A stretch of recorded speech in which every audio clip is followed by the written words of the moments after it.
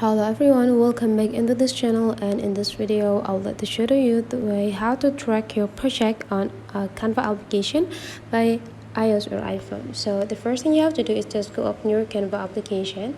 So tracking the project that you have help you to find the old project that you have been created, so that if you want or if you're curious about what just you finished on your Canva, you can just visit this project. So the thing to tracking your project is just by take a look on this button features right here. You will see 5 sections: home, project, this plus button to create a new project, templates, and pro. So to track your project, go click this projects, so that they will be bring into your projects collection.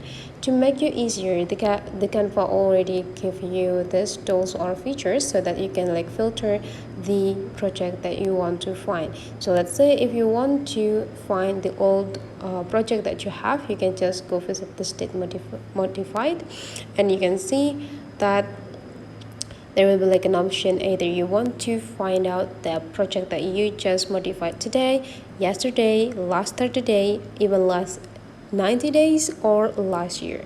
So let's say here you want to do is last 90 days. You just need to go click it, and you'll see that the project that you already do for the last 90 days on this Canva account.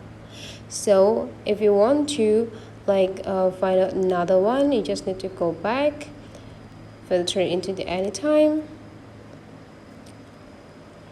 and you can also got this news edited.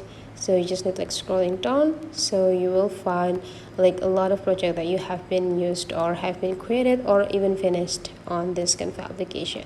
So that is the way you have to track the project on your Canva. Hopefully this tutorial today is useful for you. So thank you for watching, and I'll see you for the next video.